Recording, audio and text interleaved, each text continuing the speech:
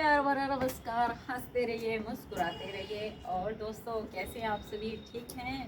हंसते रहिए, मुस्कुराते रहिए। जीवन एक गीत है, गुनगुनाते रहिए।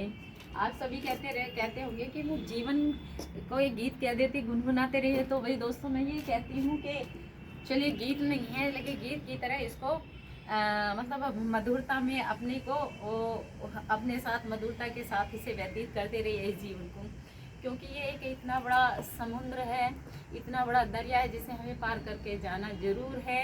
और इस जीवन रूपी दरिया रूपी जीवन में हमें गोते खाना है। तो हमारे जो दुख सुख हैं हमारे साथ लगे रहते हैं। और आप बताएं कैसे हैं? कुछ मेरे से बात कीजिए, कुछ मुझे बताइए किस तरह की वीडियोस आपको पसंद है। मैंने देखा है कि मेरी जो वीडियोस है मोहम्मद रफ़ी वाले गानों की, सॉन्गों की बहुत पसंद की जा रही हैं, लोग देखते हैं। और पता नहीं क्या प्रॉब्लम आ रही है कि ज़्यादा व्यूज़ नहीं आ रहे। चलिए कोई नहीं, धीरे धीरे आएंगे। तो मैं तो वीडियो बनाती रहती हूँ, मेरा वर्क दो कंटिन्यू है, मैं अपना काम करती रहती हूँ।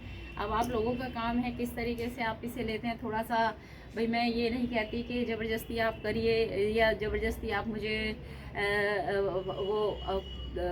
आगे पहुँचाइए। जैसा आपको अच्छा लगा आप कर सकते हैं, लेकिन मैं ये कहती हूँ कि मेरे गानों में या मेरी वीडियो में, मतलब जो पुराने गाने हैं उनके अकॉर्डिंग सादगी है और बहुत ही सुंदर, मतलब मन का एहसास है।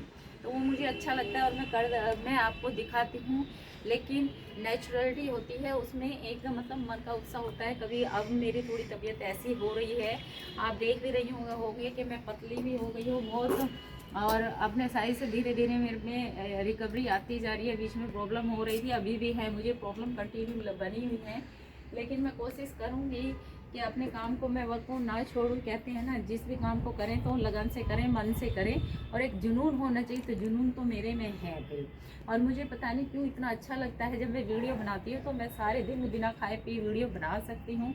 और आप बताएं, देश में आजकल बहुत हलचल मची हुई है। तो भाई, देश के एक नागरिक होने के नाते मैं कहना चाहूँगी कि सोच समझ के, अपनी बुद्धि का इस्तेमाल करके हर चीज़ का डिसीजन लीजिएगा, हर चीज़ को बताइएगा, हर चीज़।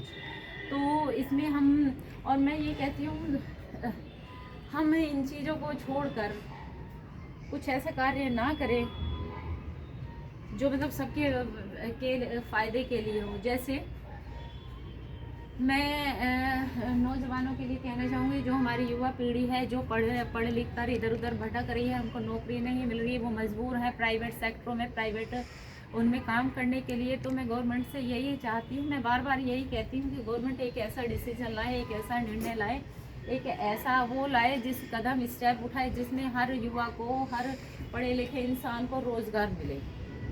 तो वही मैं पहले भी ये बता चुकी हूँ, 10वीं के बाद बच्चे को उसके हैबिट, उसके इंटरेस्ट के अकॉर्डिंग, उसके रुचि के अकॉर्डिंग उसको ऐसी स्ट्रीम दी जाए जिसमें वो अच्छी तरीके से लगन से मेहनत करे और उसमें अपने आप को साबित करके दिखाए। लेकिन और जो 5 साल, 3 साल और ये जो जितने भी साल के डिग्री, डिप्लोमा कोर्स वगैरह हैं, उनके अकॉर्डिंग उनको बिल्कुल तैयार कीजिए। तैयार से मतलब उनके इंटरेस्ट के अकॉर्डिंग उनको आगे बढ़ाइए। और वो कोई भी ऐसा बच्चा नहीं होगी, कोई भी ऐसा यूथ नहीं होगा, कोई भी ऐसा नौजवान नहीं होगा जो अपने मन मुताबिक काम को अच्छी तरीके से नहीं कर सकता। उसको लगन चाहिए, तो लगन होनी बहुत ज़रूरी है उसके अंदर। तो उस लगन को वो जब ला सकता है जब उसके इंटरेस्ट के अकॉर्डिंग वो वर्क दिया जाए।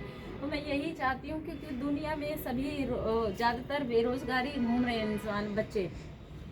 जो पहले बहुत नौकरियां होती थी, अब तो पब्लिक इतनी हो गई है कि नौकरियां लाना मिलना मुश्किल हो रहा है। न सरकार भी कहाँ से लाए, लेकिन सरकार को ऐसा तो जुगाड़ करना चाहिए भाई। जब सरकार या कोई भी ऐसे ऐसे जुगाड़ कर सकती है, ऐसे ऐसे कदम उठा सकती है, तो इस तरफ भी बहुत ध्यान देने की आवश्यकता। और मैं एक और बात कहना चाहूँगी कि हमारे इधर उधर रास्ते में कहीं भी मैंने देखा, मांगने वालों की भीड़ तादाद बहुत होती है। ये ट्रांसजेंडर जो होते हैं, ये लोग अपना धंधा बनाए हुए हैं इस तरीके का, बीच में किसी को भी रोके पैसे मांगने शुरू कर देते, 10 रुपये, 20 रुपये।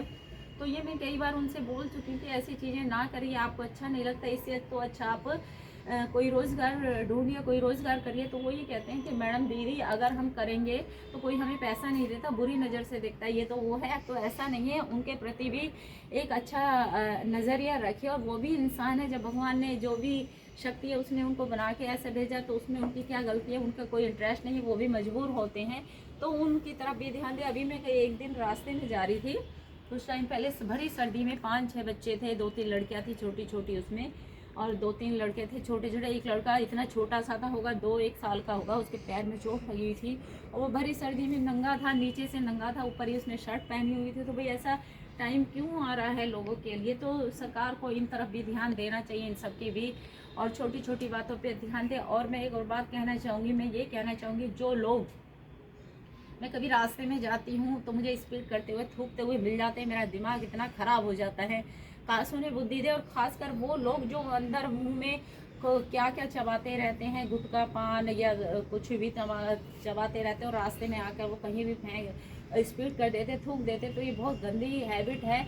और उस थूक से दूसरे को क्या है नुकसान होने का वो रहता है। मान लीजिए आजकल ऐसी बीमारियां चल रही हैं जो एक दूसरे को फैल रही हैं, तो उनमें उनका भी बहुत बड़ा कदम है इन चीज़ों को फैलाने का, बीमारियों का। तो इन चीज़ों पर ध्यान दें, और रोड पे जाते हुए एक दूसरे को ब्लेम ना डाले। कोई ड्राइवर, किसी ड्राइवर की गलती आपस में दूसरे एक दूसरे की गलती, अपने आप की गलती नहीं बताते। तो ध्यान से समझदारी से चलाएं। और छोटी छोटी बातें हैं, बहुत सारी बातें हैं, अगर हम कहने लगेंगे तो कुछ नहीं। और अब मैंने यहाँ पे वीडियो बनाई थी और अब मैं थोड़ा सा देखूंगी कैसी बनी है और उसके बाद मैं डालूंगी। चलिए यहीं पर मैं समाप्त करती हूँ और मिलती हूँ नेक्स्ट वीडियो में। तब तक के लिए जय भारत दोस्तों।